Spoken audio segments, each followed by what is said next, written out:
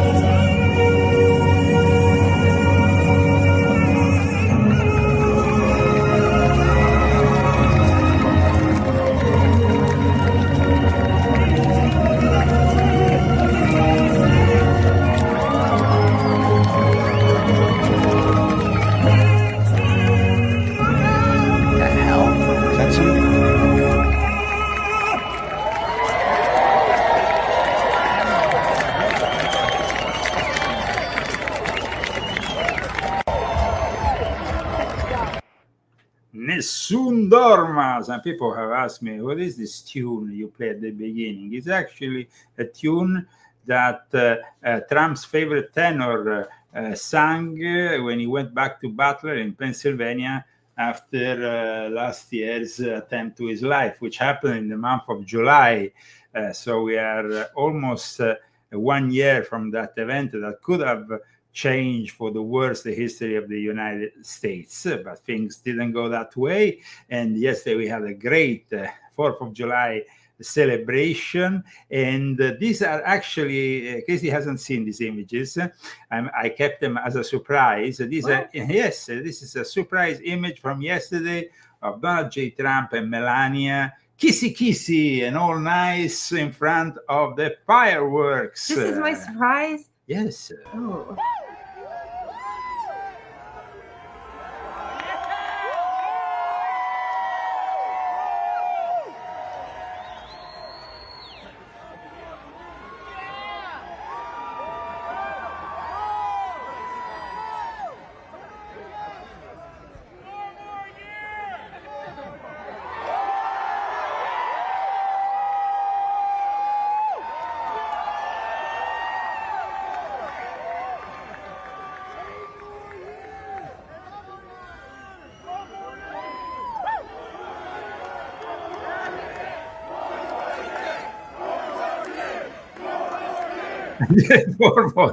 That was nice, Maury. I take it back. It was a pleasant surprise. Yeah, I didn't from know. The presidential couple. Welcome to the Leo Zagami show with Leo and Kirsty. MAGA counter cognitive warfare. She looked happy. Yeah, she looked real happy. I'm happy to see that she looked happy. So somebody said Pavarotti. Well, of course, everybody knows the Nessun Dorma sung by Pavarotti, but in this case, like I said, the one we use here at the Leo Zagami show is the one sung by Macchio, who is Trump's favorite tenor in Butler, Pennsylvania. Welcome everybody who is tuning in. Please share this video on your social network and put like. I also will invite everybody to subscribe to our YouTube channels, to our X profile, and also to Rumble, BitChute, where we are broadcasting live, and we also send our best regards after this great 4th of July to all our friends on Band of Video. So thank you everybody, and this is a very particular show today because out of nowhere, suddenly we have this press conference on Thursday by this Jesuit and a Franciscan archbishop who announced the making of a special mass, dedicated to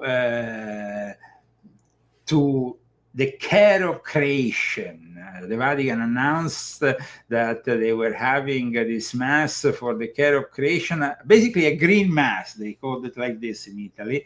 And for that reason, we would like... A green mass? A green mass, yes. A green mass. A green mass based on Laudato Si. Now, this is a very important subject because I've been discussing it in volume 12 of my Confessions, this encyclical that the Pope that preceded Pope Leo XIV, Pope Francis, the infamous Jesuit, he entitled this "Praise be to you, Laudato Si."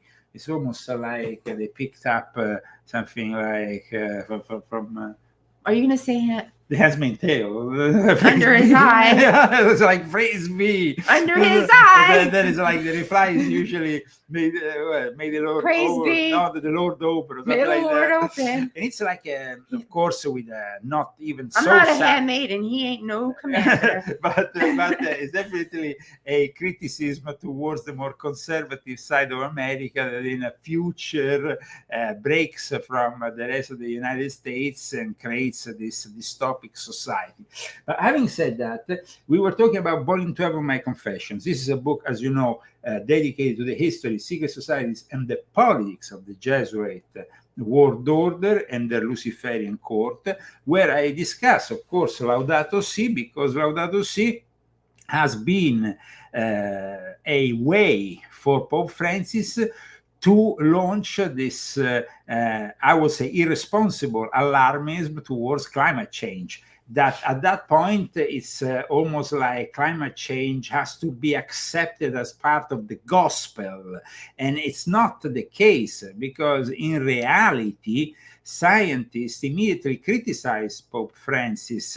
And so I want to show, before we go to the article, of course, that I wrote on this subject, I would like to show to all of you what the scientists said to Pope Francis, who they called misguided at the time. So you see, scientists say Pope Francis misguided on climate change as environmental sin. And this was a question and answer with QA time with Thomas Sheen and Hal Doiron, who shed light on the controversy surrounding environmentalism, and Pope Francis comments. So it says here, even before the publication of his encyclical on the environment, Laudato Si, Pope Francis commented on the potentially destructive influence of man on the environment on numerous occasions. But like these scientists, you see, Lifeside News spoke with Thomas Sheehan. Where is it? Here. Sheehan. And Al Dorian, independent scientists involved in climate change research, and both scientists were invited to give their input in a workshop on global warming held by the Heartland Institute in 2015. And we also saw recently, there was that moment of controversy when Joe Rogan interviewed Bernie Sanders, and he showed Bernie Sanders an article from, I don't know if it was the Wall Street Journal, an important publication, a leftist publication, who was actually stating that there was no certainty about the climate change. So all this it's of course now reaching a new level when the current Pope, thanks to the Jesuits, has devised a new mass where basically we are the sinners, the negationists, as they call it, who have sinned because we don't accept climate change. And there is even a whole mass. Now, I was just talking before I started the show on via email with my friend, quite frankly, who does this show also on YouTube. It's quite successful. And he's, he's a Catholic.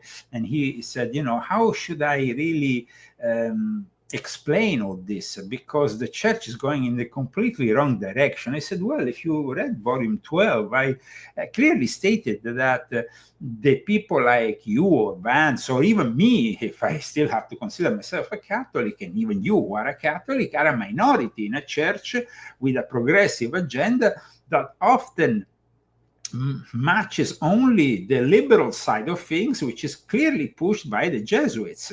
So, if you want to continue your path with faith, you can do it, but don't ever think that the change will change. The church will become again some beacon of hope for the conservatives, because nowadays things have changed. And even with Leo XIV, who a lot of people think is a more conservative figure within the church, we had this surprise, and it wasn't a pleasant surprise, because Pope Leo XIV is going to celebrate the first climate change mass on July 9th in Castel Gandolfo, and in an area where we will see from testimonies from people even within the church, is actually in an area where the Satanists celebrate the black masses during the summer vacation of the Pope. So this is quite incredible.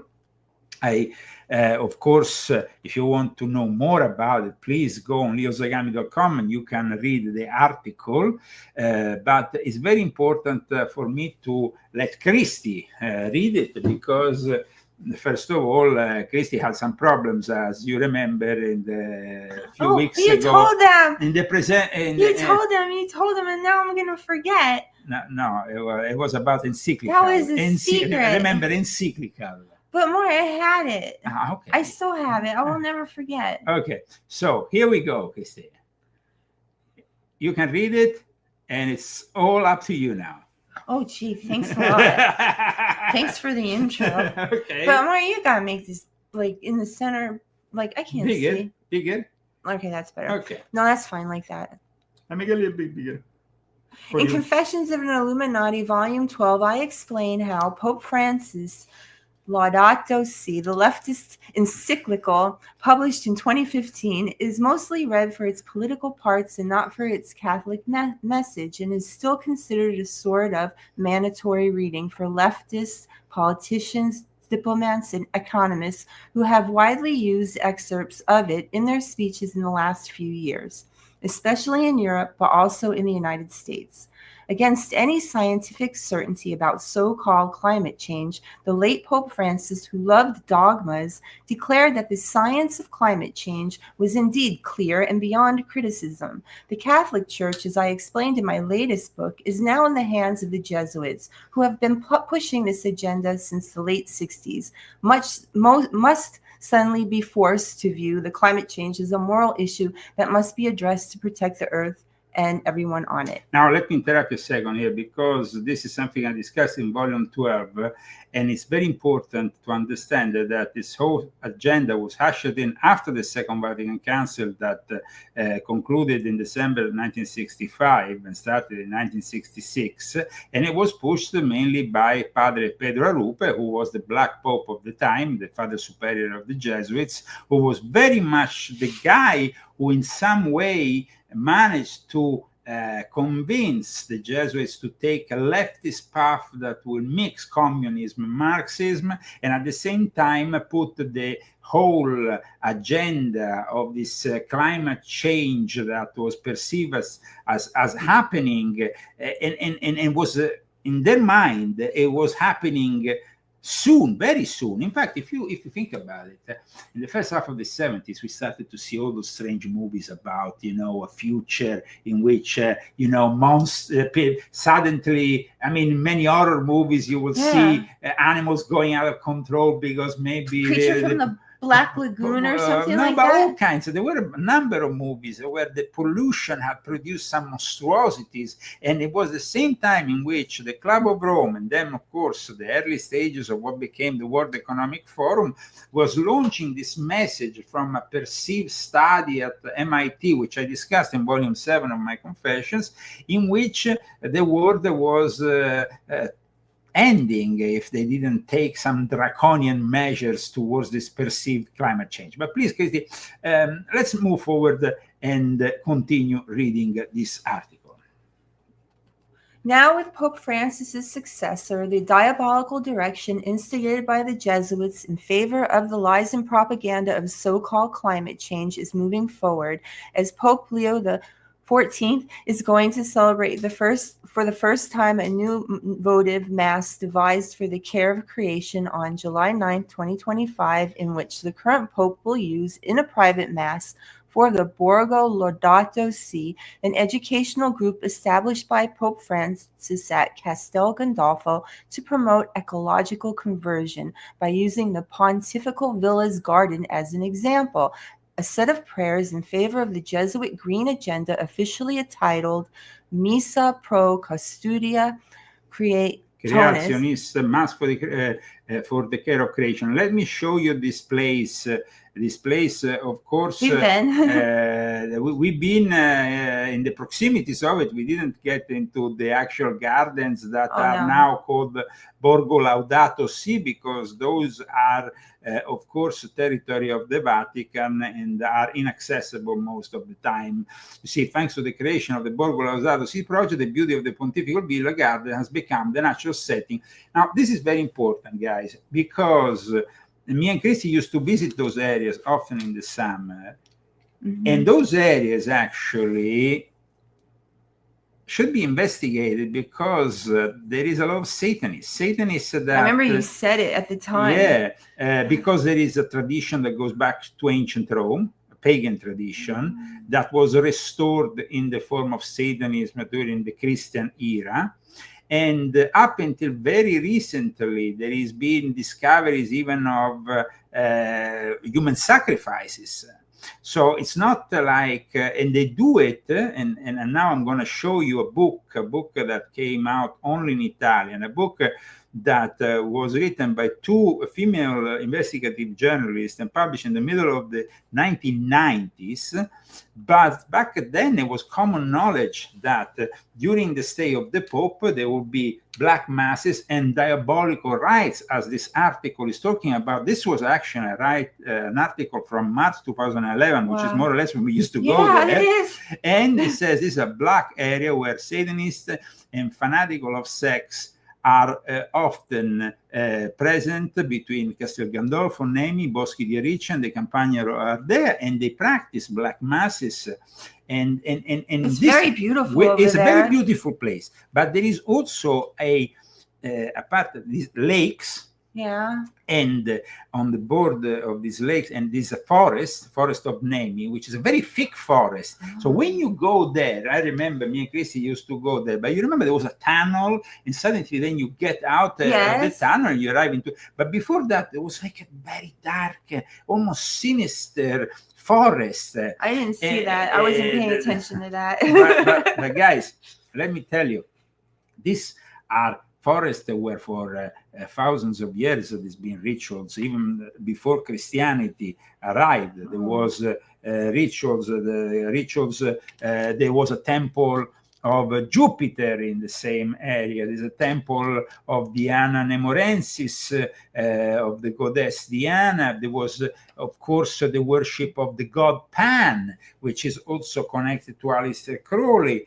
So Nemi is actually a place where the Satanists have often been caught, and I have an article, for example, and I mean, we are talking here about the fact that Pope Leo XIV has restored, as this article is stating, the tradition of going to Castel Gandolfo. He's going to be in Castel Gandolfo, in Gandolf Castle, as my friend Alex Jones often called it during our shows, connecting it now to Lord of the Rings? Lord of the Rings. Pope Leo XIV moves to the Second Vatican City, Castel Gandolfo, and you can see here also the Specula Vaticana. This is connected to Mount Graham and the Lucifer Telescope. There's a group of Jesuits who are there 24 hours a day. And there is, of course, aside from the gardens, this very important observatory I talk about in volume 12 of my Confessions. But it is, like you see, 2 months into his pontificate, Pope Leo XIV will leave Rome to spend 2 weeks on a pontifical estate in the lakeside town of Castel Gandolfo, 18 miles south of the city, and sometimes known as the Second Vatican City. The pontiff will stay on the hilltop Vatican property for a period of rest from the afternoon of July 6 to the afternoon of July 20. That's a long time. And that is a long time, but this is very important because it's very beautiful. But like some testimonies, even from this book, because this book, why is this book important? Because this book is important for the testimonies that are given in to these 2 journalists. These 2 journalists are Enrica Cammarano and Letizia Strambi. And in 1994, there was a newspaper who discussed the fact that in this area, there was a cave found where they were doing black masses. The images that I will be showing you now soon, see, Castelli Romani, trovata la grotta delle Messe Nere. They found the cave of the black masses. And at the same time, there is here Nemi, the mayor of Nemi, who was trying to say, don't find the witches here, because he was trying to say that this was only ancient pagan cults. No Cercati the strong queen, no witches here. Don't come and search for the witches here. But in reality, the witches were there.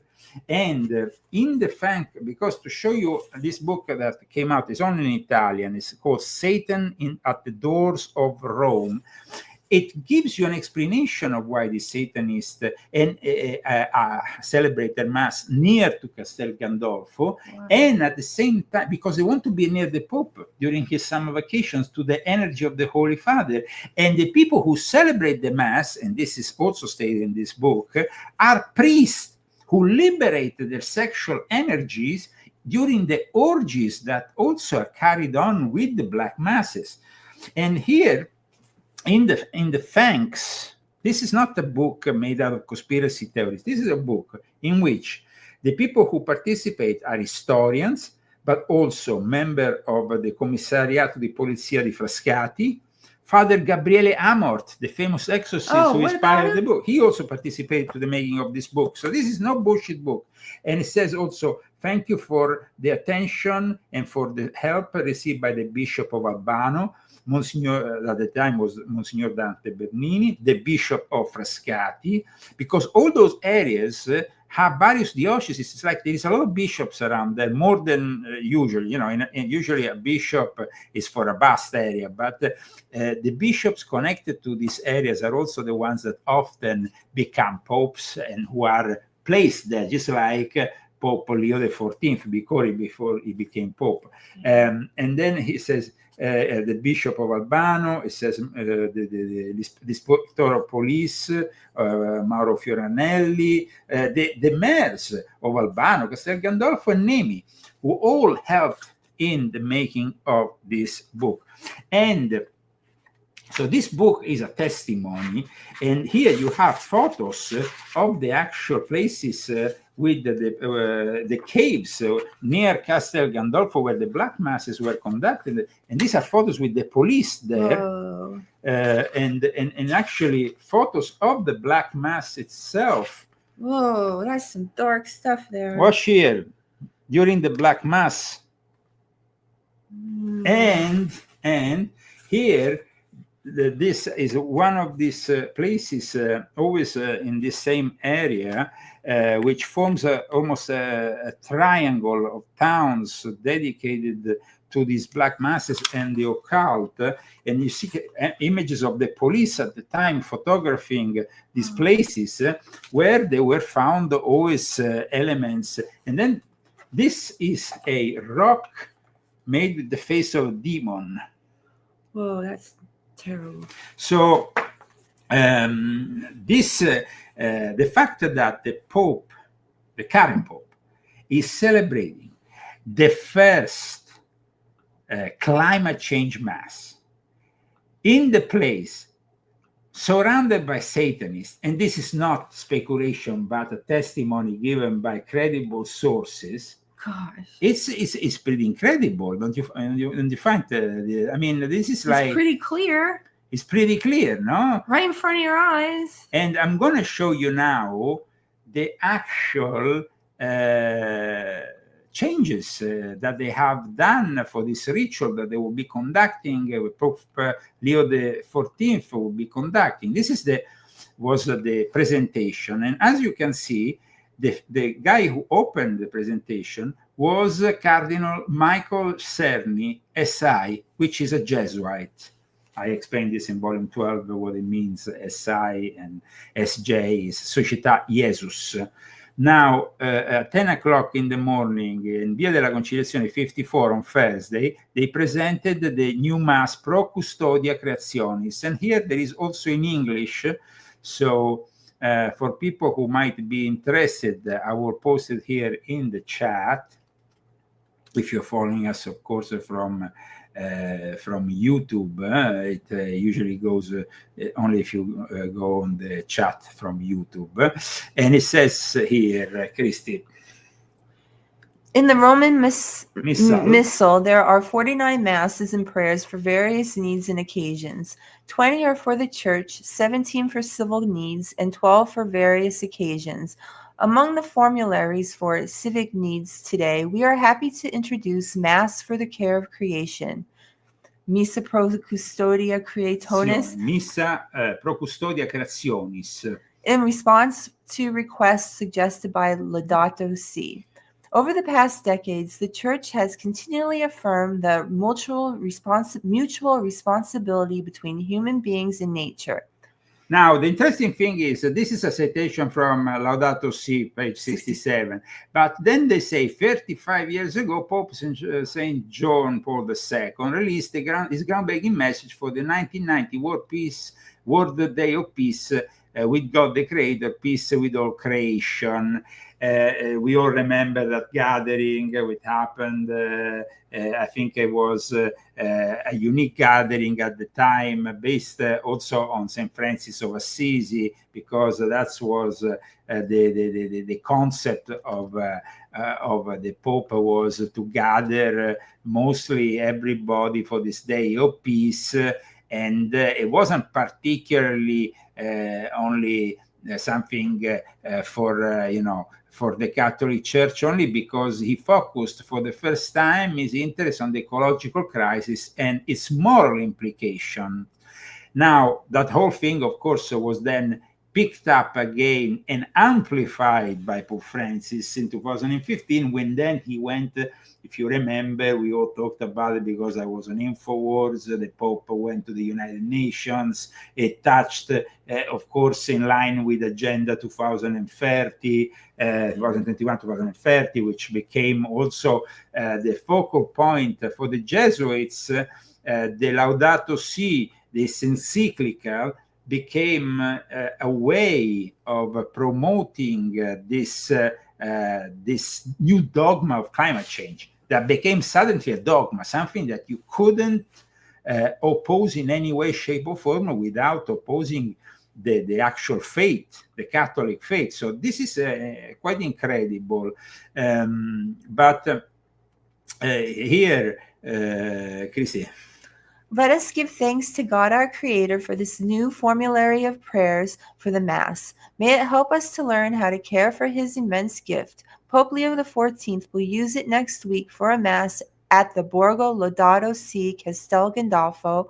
Following the liturgical norms, this formulary can be used to ask God for the ability to care for creation. So you see, it's very specific. Castel Gandolfo becomes then the place where this new Pope, for the first time, celebrates a Mass that it's an exhortation to accept the lie of climate change and to not oppose it in any way, shape, or form, because in this new Catholic liturgy, as the Eucharist is actually celebrated, which is the central thing, in a mass, they say the whole cosmos gives thanks to God. The Eucharist joins heaven and earth, and it embraces and penetrates the creation because it's picked up from Laudato Si. So they have picked, it's even worse than, because Laudato Si was an encyclical, and of course, you can cite it. But this is a mass. So you are citing the words of Laudato Si in a ritualistic way. Yeah. It would be like, Greta Thunberg, you are our God.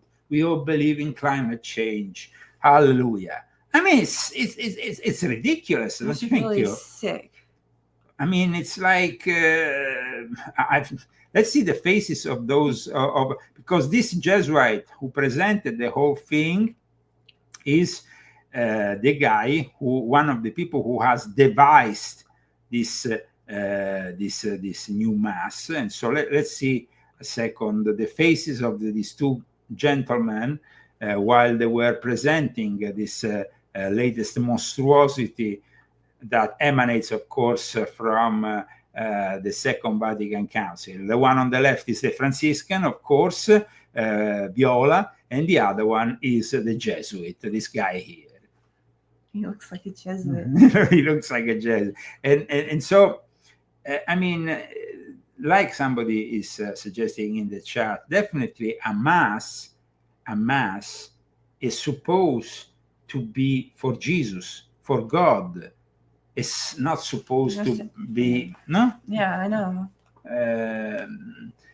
It's just like, no? I think that it's quite incredible that all this then is conducted. It's outrageous. In a place surrounded by Satanists who will conduct a satanic mass when, while the Pope is doing his thing. We are sure that there will be masses, black masses conducted all over the areas, because that is the testimony that was given in this book in the middle of the 90s. And it's a testimony that keeps on being confirmed as credible, because then we had other human sacrifice founded in those woods, in those places near Castel Gandolfo. So the fact that you have at the same time black masses and a green mass all together, I mean, the Missa Pro Custodia Creationis, I find it quite incredible. Is anybody else reporting on it? Of course, the life site news, but also other, of course, report it, but then it depends how you want to report it. I think that the guys who have reported this in probably the most, let's say, unbiased way, credible way, are the guys from LifeSite News. Vatican announces new votive mass for the care of creation. They said the new text of the mass will be issued Thursday and come on the back of Pope Francis' special focus on climate change. The interesting thing is that here it says, alongside this is the pagan link inculturated Mayan rite, which the Vatican is currently considering for the indigenous incorporation of people in Mexico. I mean, what does this have to do with Jesus Christ? Niente. It's crazy. It's insane. I mean, if we thought that that this Pope will break with all the heresies of Pope Francis, we are completely wrong. You were completely wrong, because we can see that there is definitely a continuation, that this Pope is simply continuing in the same line and trajectory. That's why he was placed where he was, and he was groomed by Pope Francis since 2023, because that's how he was, then placed to the throne of St. Peter, ready after the Pope died. It is, of course, now, as we see the Texas floods, that many of these Catholic progressive forces will point out to events like the Texas floods as climate change. So that is unfortunate, and that is very sad, but that's how it is, you know. The whole thing, though, of finding ourselves in a church that basically embraces the message of climate change as a dogma, it's unbelievable, and definitely very sad.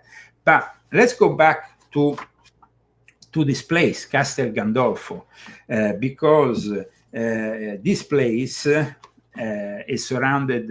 There is two important lakes: the lake of Castel Gandolfo and the lake of Nemi, in which around these lakes, these Satanists have been caught over and over again celebrating their satanic masses. But the tradition goes back to ancient Greece, to ancient Rome, and it was James Fraser, the famous James Fraser, who talked about this tradition. James Fraser was a guy who influenced very much, was an anthropologist, an expert in anthropology, who definitely was also an expert in the folklore, in the traditions, and it was very influential even for example, the Bohemian Club and the Bohemian Grove.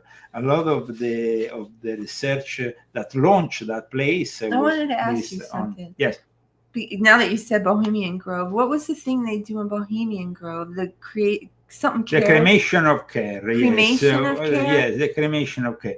I mean, Fraser is often interpreted as an atheist in the light of his criticism of Christianity, and especially Roman Catholicism, which happens in his famous Golden Bough, which is a study in comparative religion, which I suggest you all read, because definitely it makes us explain also, it explains a lot of things. In regards to the Catholic faith, we always understand that they have absorbed the religions that came before into their own religion. That's what happened also when Rome declared that Christianity was the official faith. At that point, in Nemi or the surrounding areas near Castel Gandolfo, they persecuted the pagans, but they simply went underground. They disguised themselves. They never really disappeared. So all that area, and especially the Temple of Jupiter. But when did the popes started to go there? Now, the popes started to go there from ancient times, but in reality, it's only 4 centuries now, next year, that the popes reside there in the summer. They got that place because of a guy who couldn't pay his debt of 15,000 scudi. I don't know how much is that in equivalent in modern terms, but he couldn't pay his debt, and the Vatican, which was at the time a state also, took over from these people the land, and they were aristocrats who couldn't pay their bills, and the Vatican took their land. But the fact is that the Pope at that time, when he used to go for his summer vacation, it was a little bit more of an extravagant scenario. You will see 150 people along with the Pope arriving. It's not like now the Pope has, him, his car, the car behind him is basically 6 or 7 people, maybe with the whole security detail, you have 10 people. But back in the days, it was 150 people arriving from Rome, soldiers, the Pope with a nice and fancy horse, a white horse, all dressed in white, and all these peasants from the villages watching the scene. Every summer you will have, and there were some locals who really hated this whole thing, because initially the popes were not really friendly with the locals. Some popes then became more friendly. They started to dialogue with the locals.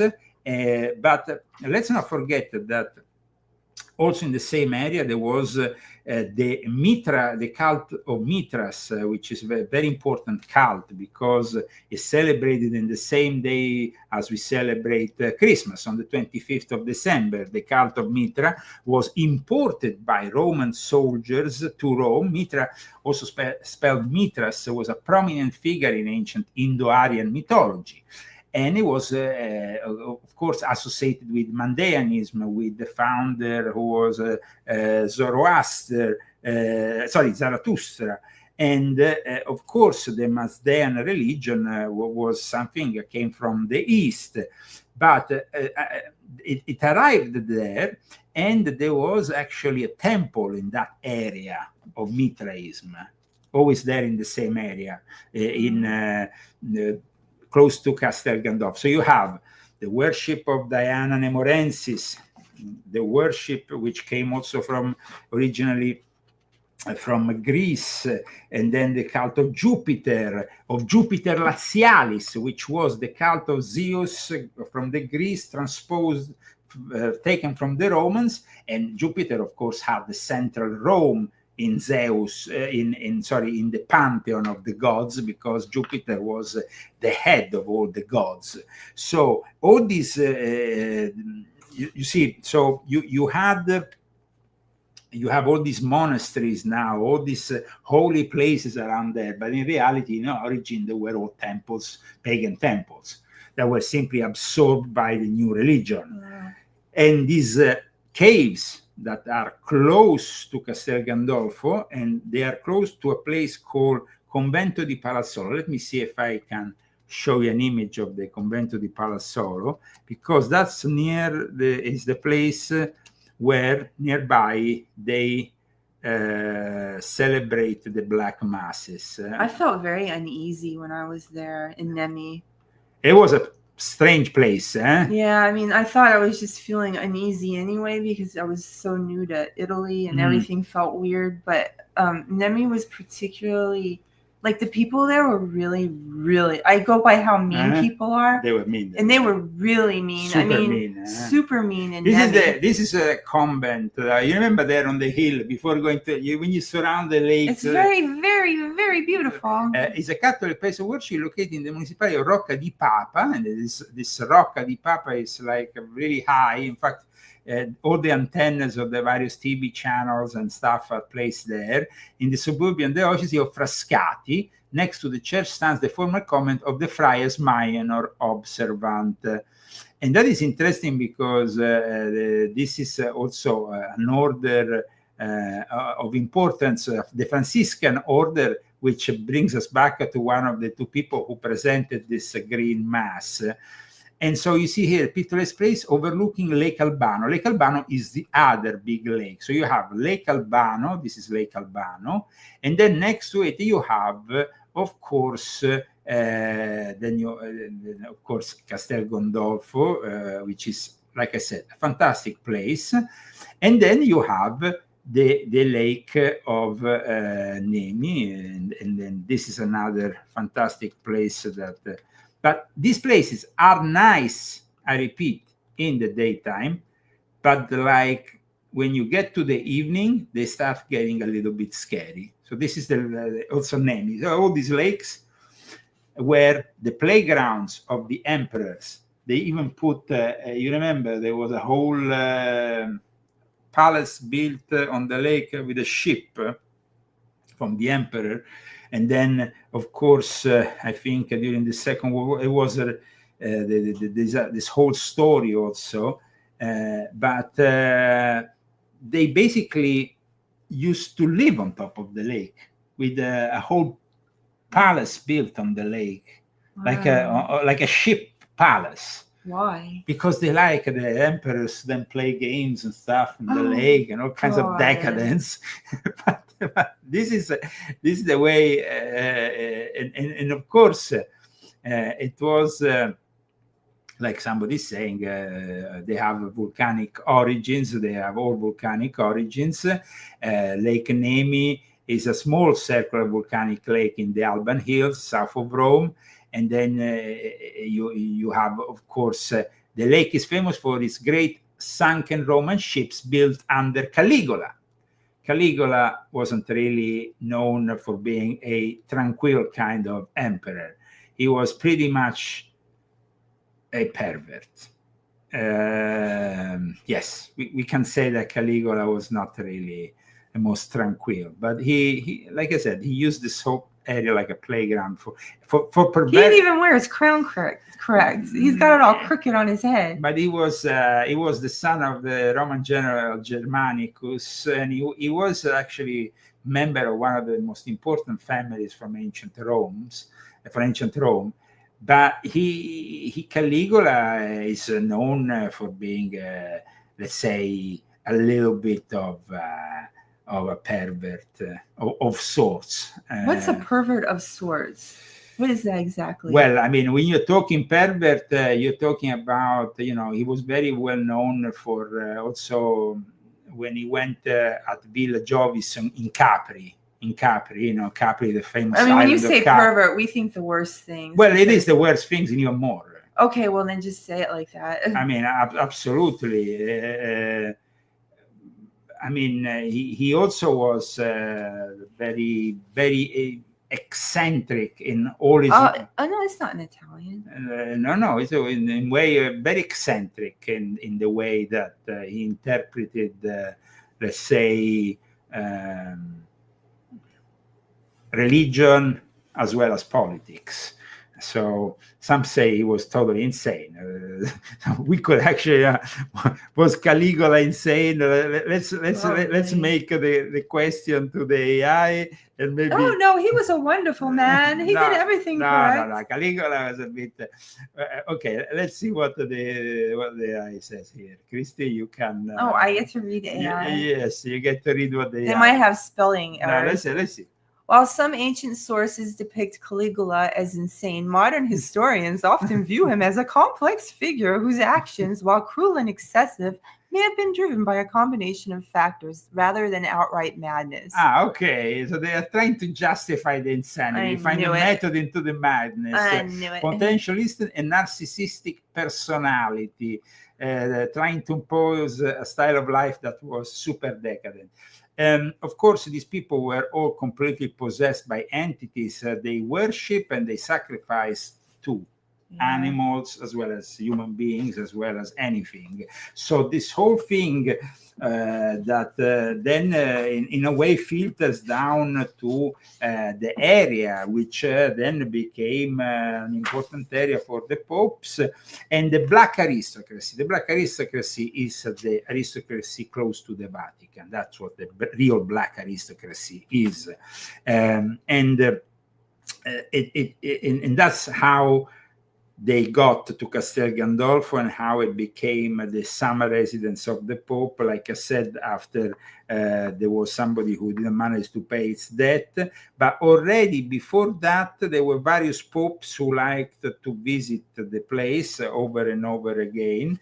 And it was known as Castrum Gandulfi.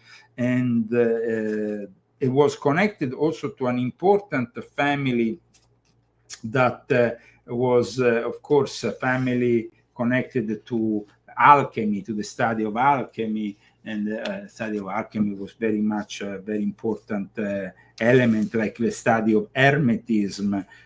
So those areas have always been connected to the popes for a long time, and the Aldobrandini family, which was itself member of the black aristocracy, didn't pay its debt, and so the Vatican took over the place, and then from that point onwards they used it as a summer residence. And that was at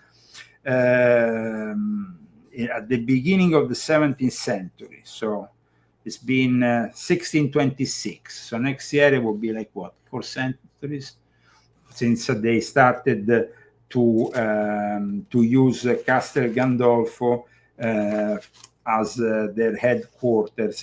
Now, there is also very much links to the Graal that are said to be, in a way, the sacred Graal seems to be often, it's something that the Satanists often refer to. In fact, in this image that is from one of these churches in the area that has been used for a Black Mass, we see the writing Graal, see, with a circle and a triangle, which is also the symbol of the Illuminati, one of the symbols used by the Illuminati. So there is definitely also, and in regards. I bet everybody wish they could read this book. Well, and find out. well, definitely. You see, here It's is in Italian. I could read it. The interesting thing is that it says that they usually sacrifice virgins or children in their black masses, and they also say that the menstrual blood and the semen are drunk during the rituals that they that they have, and it says here that the Catholic priests are the ones who usually are the ones celebrating these masses. Gross. Celebrating these masses because they are the most repressed, and it says that in this way they live the evil side of themselves. So this is so much baloney. I know, but imagine all these priests who maybe are in Castel Gandolfo serving the Pope, and then they go and celebrate a black mass, and then they go back to the Pope and say, "Holiness, we are at your disposal," whatever. It doesn't work like that. It does not work like that. In what sense? I mean, it works for them. It doesn't. Well, I know. It works for them, as long as it works for them, because they are a bunch of sick people. It says here that Catholic priests, who is usually deprived of the sexual aspect, will have a stronger energy and will liberate a stronger amount of magnetism and of energy during the rituals.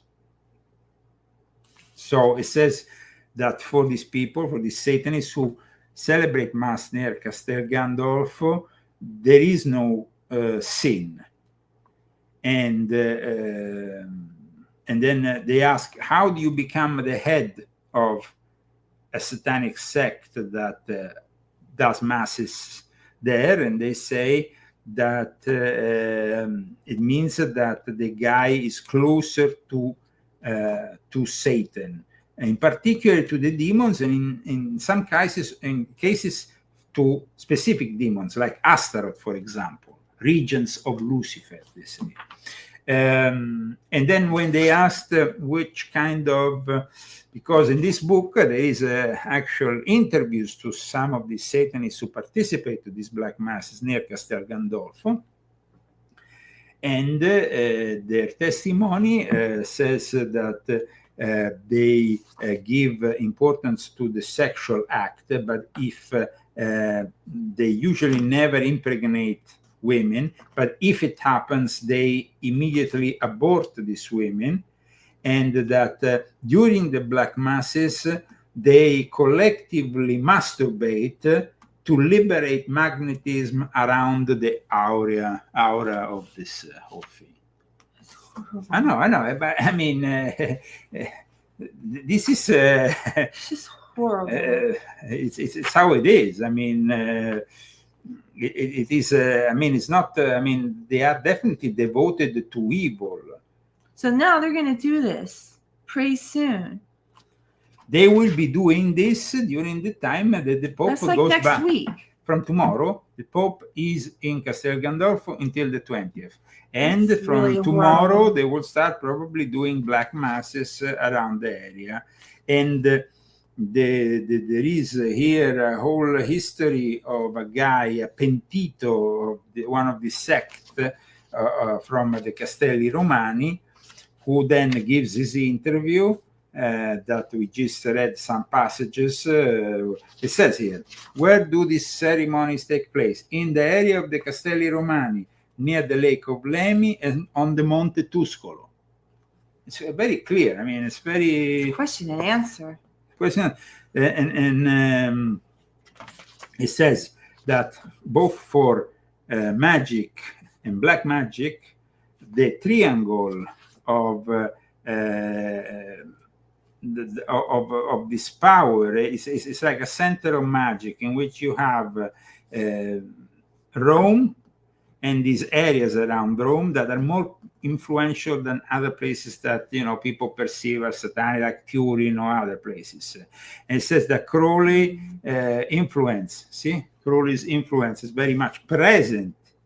And it says here, riti celebrati ai castelli, when it says the rituals that they do they have, because of the presence of the Pope in Castel Gandolfo. Question to the Satanists. There's actually a specific question to the Satanists. And he says, absolutely, without any doubt, every territory has its own energy and its power, and it's not you say, non è un caso, it's not a chance, it's not like it happened by chance that the Pope has made Castel Gandolfo his summer residence. So it means that it's not a coincidence. It's not a coincidence, yes. So it means that the Vatican and the popes, when they decided 4 centuries ago to establish themselves there, is because of the energies that are around there. And I'm saying, Monte Tuscolo is a fantastic place. I want to show, before we leave, some of these places where they conduct these black masses. If you go and see them. We didn't even take pictures, when we went. No. I went through all my pictures and looked today, and I only could find 2. I didn't want to take pictures. If you remember, I was kind of like, I wanted to see things, but I didn't want to. We didn't take pictures. I was so surprised. Well, this is one of the places, for example. This is where the sanctuary of Jupiter was. That looks very, very evil. This was from Monte Tuscolo over there. And then you have this place, which we actually went to in Nemi. We went to here? Yeah, we went there, yes. We went right here? Yeah, we went right there. This I remember, yes. And what were we doing? We went there and visited. I wanted to see. And this is the place where they conduct a lot of these dark rituals. Well, you took me over there. And this place is called the Sanctuary of Satan. That's horrible. Yes. Well, I survived. Well, but sometimes you should have opened your eyes where you were, because maybe I didn't want to. Maybe God put a veil over my eyes so I wouldn't see all that horrible horror. Because maybe I wouldn't be able to be as strong as I am right now. But they put a cross on top of Monte Tuscolo. It's just all you know what? It's baloney. It's just all bunch of baloney. Well, at least you brought maybe some good energy there. Well, of course. No. Well, no, I didn't, because I didn't connect with it at all. I was like, I took myself out of there. I was already taking myself out of places in Italy. I was just like not present. You know what I'm saying? Mm. I wasn't present. I'm present now. You must admit that there was during the. It was also a place that had some kind. It was incredible to see. There were some nice elements to it. You know, Amore, honestly, I do not remember. What? You don't remember? I don't remember going to that grotto thing. It was not a grotto. I didn't write about it in my book. We didn't go to the grotto. We went to that other place. There was like these ruins. I know, but we went to a lot of ruins. We were all over the place. So one ruin, another, they were all pretty much evil. So it was like, okay, let's go see this evil ruin. Okay, let's go see this evil ruin. It was all over the place. There was a place, a cross that was particularly weird that I want to show. This is the cross that is found. I'm sure I blocked this out too. Yeah, you definitely blocked this out, because this was the church. As soon as we arrived in Nemi, we went inside.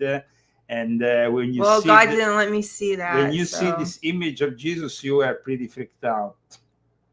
You know what? I have no recollection. It's absolutely horrible, and I don't remember this. That's because weird, huh? God blocked it out. So I'm thankful for that. It's horrible. It's absolutely horrible.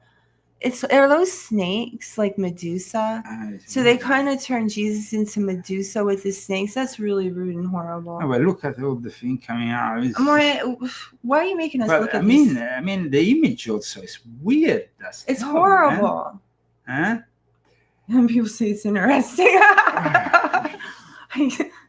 I think it's horrible. Well, of course, it's not. Of course, he has a reason, but what they are showing there was not a Jesus that is rising anywhere. It's just it looks so weird. I mean, it looks like almost No, it looks drunk. weird. It looks like somebody, but I can't put a figure on. But he's a politician. I remember. He looks like a politician. Very clearly when we went inside this church. You and your son. We both blocked it out. That poor innocent. We were both two children, innocent children, and he brought us in here. I was a small child too. Confraternita di Nemi, you know, and they worship this weird thing. I mean, even their tradition, their Catholic tradition, has some elements that are really weird. Is this like a doorway though when you open these things? I mean, like when you visit these places, I want to know, is this a doorway? Definitely, Nemi was some kind of interdimensional doorway to somewhere, because every time I went through. No, like every time, you remember, I went through that tunnel because it's crazy. You go through a very dark forest. Before the dark forest, actually, there is this road, and we saw a van which was selling porchetta, and that was. Porchetta is a very much this mixed sandwiches, and you know I always love porchetta sandwich, you know, and the specialities from there are rich. They were invented porchetta, so it's actually in that area. But then we took a road, and you go down this, and it becomes darker and darker. This forest of Nemi becomes really dark. The sun doesn't go through it. I remember now. And then suddenly you see a tunnel, and then you go through the tunnel, and you come out of the tunnel, and you are in front of the village. And you're like, you are basically in the village. I do remember that. And that is like, it's like traveling to another era. And I remember when we went there during the strawberry festival or something, they make wild strawberries. There is full of wild strawberries, and they make a fantastic ice cream with these wild strawberries. And then we had ice cream. So we made something good out of all that horrible bad. Absolutely. So. We want to and thank. I'm sure I was praying. I was praying a lot. Who are the sponsors of today's show, Christy? Because we have some sponsors today. Silver at Hegstead. I remember. Yes. Daniel Estes, thank you so much. You are so kind and generous every month. So we're here for the month. And Malgarzada Minta as well. Thank you. And thank you everybody who bought the book. And thank you. We're very grateful. Yes, guys. If you want to know more about Laudato Si and how the church got into this climate change nonsense, and how they even convinced the leftist intelligentsia from the end of the 60s onwards, you need to read volume 12 of my Confessions. It's a bestseller. History, Secret Societies, and the Politics of the Jesuit New World Order and their Luciferian Court. Get this book if you haven't already, and we will see you next week, next Saturday. And if you want us for an extra show, we need, of course, more sponsors. So if you want us for an extra show in the middle of the week, use GoFundMe or Cash App. You can find the Cash App handle at leozagami.com, together with the latest articles, including the one from today, which talks about the subject we've been discussing of Castel Gandolfo, the Pope, and the new mass dedicated to climate change. Tell me when we're done talking about it, so I want to talk about something else. What do you want to talk about? How funny you were last week. At the end of the show, did you guys see how funny he looked with those things on his head? Because he looked like Cookie Monster. You gave me that. We were watching the show because we always watch the show. We were having our pizza watching the show, and we didn't expect it, you know. And then the aim came on, and we both just fell on the floor laughing. We were laughing so hard. That was like the funniest thing. I mean, we must have laughed. It's probably not funny to anybody else, but it was pretty funny to us because it was like his bald head, and then you could see like the blue, and it looked like it looked like the Cookie Monster or Elmo. And you guys got to check it out. It was pretty funny if you want to laugh. Yeah, you can check it at the end of last week's show, not this week. But I hope you had a great 4th of July. It's been my second 4th of July as an American citizen, and I'm very honored to be an American citizen. I'm very honored of being in this great country that has given me the possibility to continue my work as a journalist, as an author, without the censorship and the persecution of the Vatican, which, of course, you can imagine, especially when I remember once it was Gilberto who told me, Leo. Another one. No, but he knows people in the Vatican. He said, you know that there in Marino, near there, in the land of this bishop, they are conducting, if you want, I can give you the address. They're doing a black mass in the next few days. I'm telling you, there was I was like, the door just kept opening and the bad people kept coming in and coming in and coming in. I mean, if it wasn't bad, it was another bad. And that's why I couldn't remember, because there was so much crap you sent me to, put me through, made me see and made me do. So there you go. Well, thank you so much. Thank you also for this book. It came out in the middle of the 90s, which we have cited today. We will be, of course, doing another interesting show. This time I'm gonna be moving from Rome and going into another region filled with dark elements. Oh, lovely! I'm not gonna tell you more until next I week. can't wait. Okay, no worries. Christy, do you enjoy these subjects? Sometimes you don't, because I know they're pretty dark. Whatever, I sinister. just expect it. So it was fine, actually. It But didn't bother me one bit more. When you were there in Nemi, you I kind was of very went fragile. along. But you went along with it. I with my didn't go along with it. investigations, And I was just confused. I was a small child. Okay. I Talking about. was. I felt like it. Okay, yeah, so that's fine then. We will end the show as usual with the music of Vincenzo Viceversa, who is also the author of my fantastic book covers and the images of Albert from Telepandemia. You guys are going to feel like me now. What do you mean? We all got to suffer through the darkness. In that time, our world has taken so many steps in the wrong direction.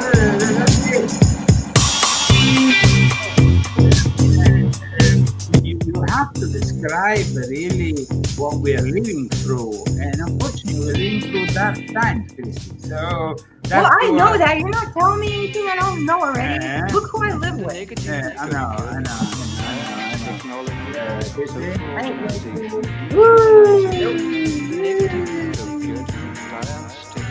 Yeah. Get volume 12 for the truth about Laudato Si. Yes. We see you soon.